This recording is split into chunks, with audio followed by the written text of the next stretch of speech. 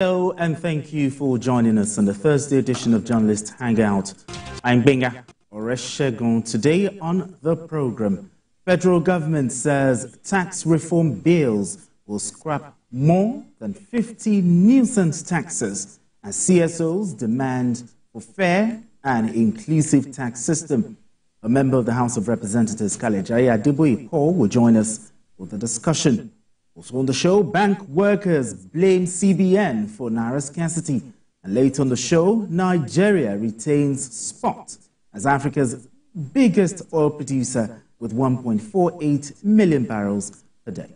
I'll be hanging out with Tunde Abaton and Kayode Ladeni.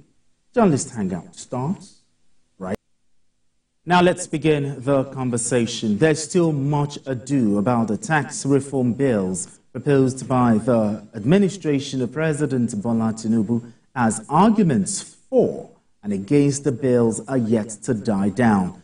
Amidst the raging debates, the federal government said the tax reform bills currently before the National Assembly are to ensure fairness, equity and justice for Nigerians. The Director General of the National Orientation Agency, NOA, Larry Isaonilu, said the bills are designed to scrap over 50 nuisance taxes suffered by local businesses. According to him, VAT will no longer be calculated based on where companies have their headquarters, but where the goods are consumed. Meanwhile, the civil society organization have commended President Tinubu for his effort to establish a fair and constitutionally compliant value-added tax, VAT sharing formula.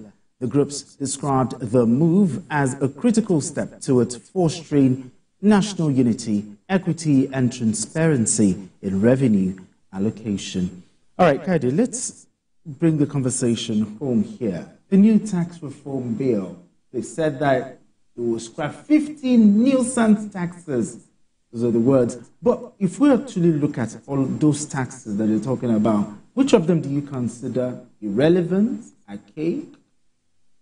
Yeah, so for me, I think the way they branched the four bills, yes, it will take care of a whole lot of things. So many things have been summarized in a particular tax system. Okay. So I think that's what that will achieve. And it's for us to see the bigger picture. You know, it's unfortunate that this thing has gone political. I know that when it has to do with the economy, when it has to do with money, politics cannot be taken away.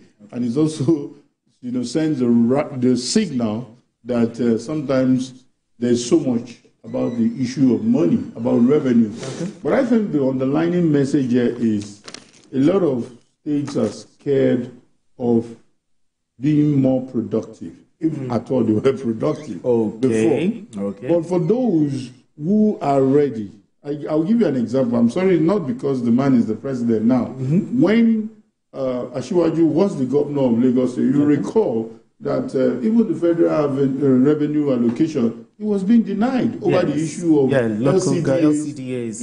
He did, as much as he went to court, he knows that this money will come. Sure. We didn't feel it as a state. You understand? All he could depend on is his ingenuity. The team of commissioners that he had then is how do we survive? How do we continue without this over-dependency on what comes from the top? Okay. So let's look at these issues. Let's not regionalize the conversation. Let's look at the bigger picture. Let's take it as a challenge. Okay. The fact that they are saying that when you are dealing with the headquarters, it is where these things are consumed that will be taxed. I think that's a fair argument that people should look at rather than, okay, some Lagos State is about to be more empowered. Yes. River State is, and we've been hearing a whole lot of responses from that angle. But for me, I think it's a good tax. Whatever things that I do not agree with, maybe I don't have the competence to fault it. But the little explanations and some of the things that I've read from the bills, I think is headed in the right direction. All right, Tunde, let me have your thoughts on this one. Well, I think when you look at the history of taxation in Nigeria, it has been one way or the other. It has tilted in favor of those people who are laying the egg. For instance, now, when you do a business in Lagos, it is Lagos state government that you have done business with, they will tell you there's a withholding tax. That withholding tax belongs to the federal government. 5% withholding tax. They will hold you until the end of the government. At the end of the day, it means the federal government is making money where it does not have any reason to make money. So all those, and then there's an issue of double taxation. Yes. Most companies are paying double taxes. They are paying to the state government, they are going to the federal government. Even their employees too, their tax, part of it goes to the federal government. So this thing is, and I think in the life of a nation, it is at a particular point in time, I used to tell people say it is not this time. What time? At any point in time, you have to streamline the ways you are running your country. If somebody has not been doing it well, somebody has been deceiving somebody for some years, it is incumbent on somebody who wants to face the facts to set the record straight and to get it. Do you think the reason most of the people have been saying, look, is it political? Well, I think people are unnecessarily trying to draw politics into it. What I think is that it will engender creativity. Exactly. You know, when a state is creative, they try to find people to identify many areas in which they can make money in Nigeria. There are 36 states in the country. So the more local IGR you have, the more money you have to retain in your state. Because the money will be circulating within your state. And secondly, it will discourage laziness. Laziness in the sense that there are 36 states in Nigeria. I believe that there is no state in Nigeria that has nothing to offer. But because people believe what I describe as feeding bottle economy, that is everybody run cap in hand to Abuja, get every month to collect money. Like I was arguing with somebody yesterday, do you prefer, either because of military rule, we believe that everybody must look to the president. No, there are about 801 governments in Nigeria. We have the federal government, represented by the president. We have the 36 state governments. We have 774 local governments in Nigeria. Yes. All these people are supposed to be centers of economic activities. Okay. If their economy, if their money is revolving around the people, the pressure will not be too much on looking at who is your president. You may not bother about who is the president, even who is the governor, if the legal. So the essence of this task is also to protect the poor people who are relatively below the line. Anyway, it is also to stop people from being unnecessarily extravagant. I read a report yesterday about what led to the sack of a bank executive in Nigeria.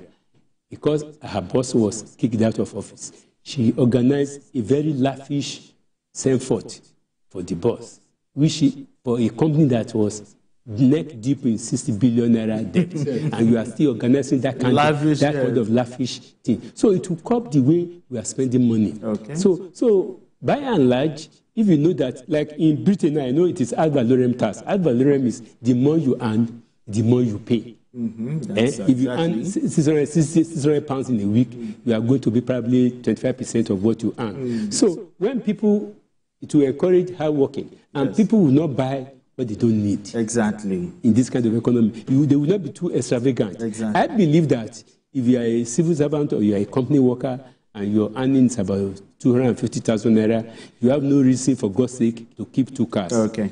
All right. Okay, right about now, joining us from our Abuja studio for more discussion on this matter was a member of the House of Representatives representing Nigeria Ifelodun constituency of Lagos State, Kalejaye Adeboye Paul, PhD. Thank you so much for joining us on Journalist Hangout. Thank you very much for having me. Okay, so let's begin the conversation this way. The tax reform bill still generating lots of reaction nationwide. But talk to us, what do you consider as the bone of contention in the bills? Well, thank you very much. Let me first and foremost establish the fact that my views on these programs represent my personal views, and my view as a member of the National Assembly representing Ajero Ifelodun Federal Constituency does not represent the opinion of the Parliament. Now, to the main question, to say that why is the tax bill still generating a lot of issues? It will continue to generate issues until thy kingdom come. You want to understand that what touches all must be debated by all. The opportunity for Nigerians to hear their views about this bill is germane and very sacrosanct. So, and if you keep quiet, you will be out of place. So people are not keeping quiet. They're expressing their opinion. And as they are expressing the opinion, the bill will become better fine-tuned. So that's one of the things I need to establish. Secondly, to say that this tax bill is about three major components. One, to my mind, is about wealth redistribution. The tax bill is trying to redistribute wealth. And what do I mean by wealth redistribution? That we don't need to concentrate wealth in a particular place, a particular location, a particular place. What we need to do is to ensure that everybody in the component called Nigeria are beneficiaries of what comes in terms of taxes. And that's why the bill is talking about location, not derivation. Hitherto, we share revenue from VAT and taxes from location. That's headquarters where those industries, companies are located. But the new bill is saying, no, this year the headquarters remain the headquarters. Why don't you allow consumption, location of consumption, to replace, location? And that, of course, will mean that anywhere where these products are consumed, they will take benefit of such things. Then secondly, the bill is also talking about protection of the poor against the rich. We need to protect the poor against the rich. If the poor are not well protected against the rich, God forbid, we are all in trouble. Because if you're a rich man and you live in a house where you have 20 poor people, you are like a poor person. Ask those of us who are practitioners and politicians and see what we go through in our various constituencies. You get text messages, you get calls, or people have not eaten, people want to pay bills, So what this new bill is talking about is about protecting the poor. For instance, increasing the rate, the net at which you are eligible to pay taxes and VATs. For instance, we now have 70,000 as minimum wage in Nigeria. So it means that if you are still below the benchmark, so you don't need to pay. It means that the poor can breathe. And that's what everybody is saying. So that's the second component of the bill. The third component of the bill, which of course some people do, propounded, is that is a bill that is orchestrated by Bola Ahmed Tinubu, the president, to make Lagos richer. But I tell you, this reform will not make Lagos richer. Those of us from Lagos, we have accepted to support the bill, and we have taken a resolution to that effect. Not only because we think it favors us most, but because we believe that the preponderance of migration into Lagos is also orchestrated by the poverty index of the various states, locations where people are migrating. So, and somebody advanced and said, yes, he said this tax will protect us. And we say we don't want. So why are you interested? And Yorùbá will say, if you impoverish your neighbors, you are endangering your own livelihood. If you impoverish your neighbors, they cannot eat.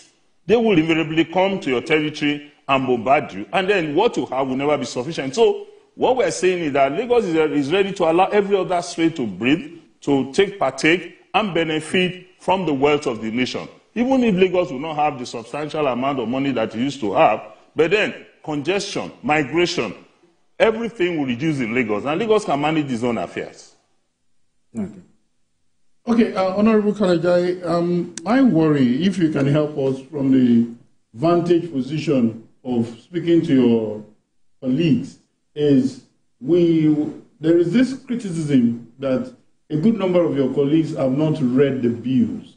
Hence, there is probably some kind of uninformed debate that we are having. Can you tell us how this is going? Because some of us are worried that it's taking this ethnic dimension. Of course, we've seen some few people from the north who are also seeing the rationale behind the president's forwarding that bill. What's your informed opinion about this? It may appear as if that the bill is taking ethnic regional coloration. It's obvious. But the issue is that in the National Assembly, we have been engaging ourselves in discussion. And when the bill was first presented, we had an opportunity of listening to the proponents of the bill. They were here, they were with us in the House, and they educated us. They gave us the opportunity to ask questions. I have been opportune, after that sitting in the National Assembly, to also listen to discussants and proponents of the bill, not only on television, on radio, in newspapers, or whatever, but I've also been opportune, apart from that one in the House, to also sit down with them in another forum to discuss the merits and demerits of the bill. So for us, it may have come at a time when all of us may not have read the bill or digested it. It's normal. But then over time, most of my colleagues have been reading the bills. And the opinion I hear from them is that, hey, yeah, there's nothing too bad. We have reservations. And let me tell you the process of parliamentary activities. It is normal that when positions are presented, it's like you present a motion. That's your motion. Or you present a bill.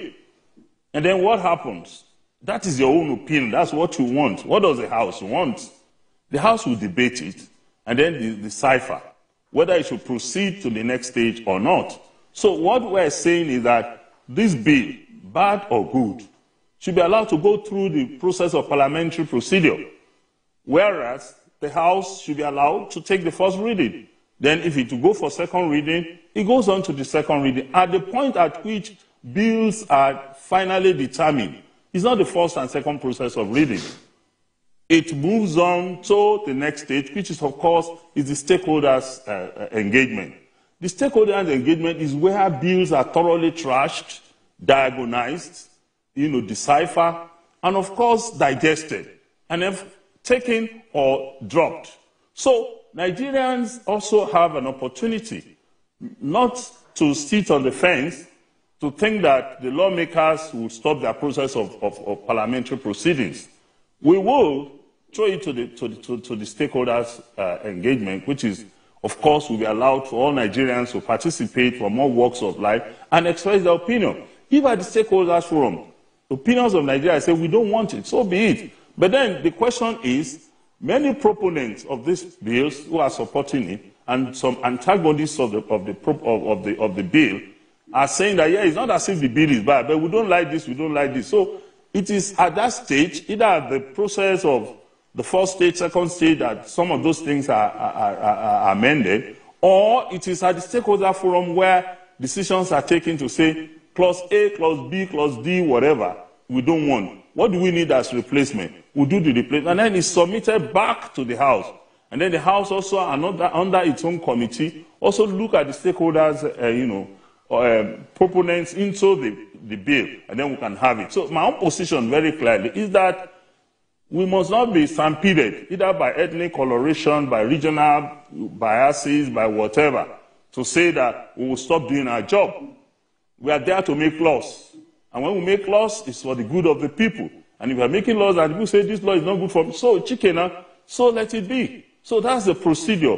The procedure of parliamentary activities is that bills must be read, it must go through the first reading, second reading, and it must go to public hearing. From public hearing, it comes back. So for me, I'm interested in parliamentary procedure. And then we can move on.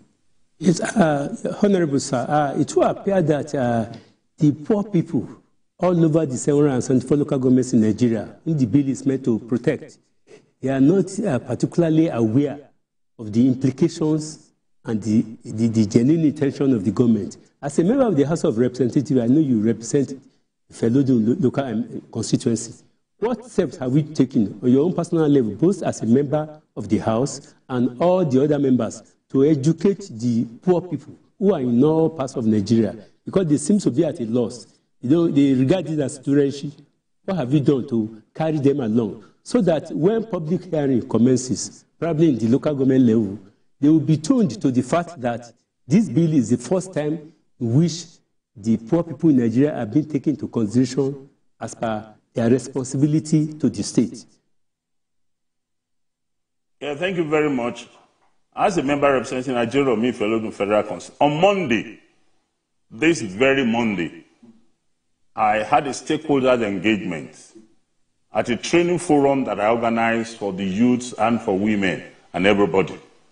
And my first report is to educate them about the tax bill reforms. And I make it known to them some of the things that you know about the tax bill. So it is incumbent on all of us to go back to our various federal constituencies and also re-educate the people. But in re-educating the people, don't forget that they have also chosen you to be their voice. So it is also important to know that, yes, they may know more, but you are supposed to know more because you see it in parliament. You see among the conglomerate of Nigerians. You listen to news, you listen to read papers. Most of the people in a federal constituency may not be opportune to the opportunity that you have. So you also must provide a direction. While you listen to them, while you compute their feelings, and then also take it back to the House. So for me, I'm well equipped, I'm well versed about what my people want. As far as my people are concerned, I can give you a tape of my stakeholders' engagement just this Monday about my education about the tax bill. So, and my people are very much in support because don't forget that I come from Ajegunle, the downtrodden people, the mini Nigeria, where you have the ethnic nationalities, the Igbos, the Hausa, the Bibos, the Nupes, everybody are there in that very constituency. And so they have voiced their opinion. They are for the bills. The reservations anybody will have should be thrown open. For me and my colleagues, we will debate it, and the speaker presiding will also listen to opposition views and supporting views, and then we can move on. All right, before we let you go, Honorable, what do you think is needed to be done on the bills, basically to address the concerns of others opposed to it? Well, I think the issues are being addressed already. You want to understand that the first reaction to the bill was from the Council of State. And people took the message of the Council of State and interpreted the way they want to interpret it. Some saw it as a rejection of the bill. But in reality, what they were saying was that withdraw the bill, allow for more consultation. And the president said, no, I don't need to withdraw the bill. Let the bill pass through the process of legislation. And it has begun. The process of legislation has begun. And in that period and now, there have been a series of engagements to listen to opposition views, to listen to supporting views. And as at yesterday, I know that the APC governors met and they submitted they are supporting the reforms of President Bola Ahmed Tinubu. So it's still a consultation that is ongoing. I also know that your television perhaps have been in the forefront of discussing these issues. What we're doing here is an education. And I know that, the other stations, which I don't want to mention them, so I'm not promoting any station apart from your station, have also organized stakeholders forum. And the aggregation of all of those views at that place, even the most, visible voice against the bill, which people perceive, is a perception. And no perception at times can be stronger than reality, that the Northerners are against it. I don't think so. Because if you listen to Dogara, the former Speaker of the House of Representatives, and his postulations, he felt the bill would help the North. So that some people have impugned politics into the tax bill. And except with the cyber politics from reality, the economic reality, let me also explain to you the way I understand it, is a component of creating abundance for the nation. A nation that cannot create abundance in terms of what to spend, poverty will continue. But if you create abundance, there are price hikes, there are these. If you have the money you can afford, you buy it. So it's to create enough abundance for the nation to have enough resources to pursue poverty programs and alleviate poverty. So I always give an example. In my church, when we created the dome, when they put few toilet rolls, that before you get there, the thing is exhausted. But then the church decided to put so many. So when you get there, you see plenty. You don't have any reason to take some and put in your bag. Because any time you get there, you can have. So this bill, to my mind, will create abundance. And to those who are opposed to it, I also sympathize with them. But I think that they must let us know where their concerns are, and we shall address it. Thank you. All right, then. Thank you very much. We've been speaking with the member of the House of Representatives representing Ajeromi Feludun, Kalejaye Adeboye Paul, PhD. Thank you so much for having this conversation with us. Thank you very much, viewers. All right. He has said a lot. But just in 1 minute, do you think, for those who have been opposing this bill, do you think if this bill is translated into local language, do you think it will also educate? I think the essence of that, according to Mr. Baton, is just to carry everybody along. Yes. But the people that will be in the public hearing, they don't have to, they understand English. That's what the point I'm making. They understand English, the governors, the House of Reps, because actually the political class that are coming up to say this is against a particular region. But it gladdens our heart to see a Dogara whom was a strong opponent with the things he said. Of president. So that's what a logical discussion, a superior argument does to an uninformed mind. So I think it will so true with regular engagement. In 1 minute, what do you think can be done for the bill to have that? Well, like you said, the tone and the direction of any particular idea in Nigeria is always guided by the ruling political elite, the educated people. And for the not so educated people, the best thing you can do for them, especially even look at the member of the House of Rep or Senate, there's a saying that if you want to hide anything from the black man, put it inside book. A lot of people who are making the criticism, they never bother to go through the content of the bill, but they speak out of emotional outbursts. And when you speak out of emotion, there's no logic and there's no reason and there's no fact. So I think we need just more time to explain to Nigeria. Like I said, it will remove listeners and encourage creativity among the states for them to improve and the productivity. IGR, for them to improve the IGR. When you increase the IGR, you get more tax. Okay. All right, we need to go on this quick break. When we return, the conversation continues. Don't go anywhere. Still journalist hangout.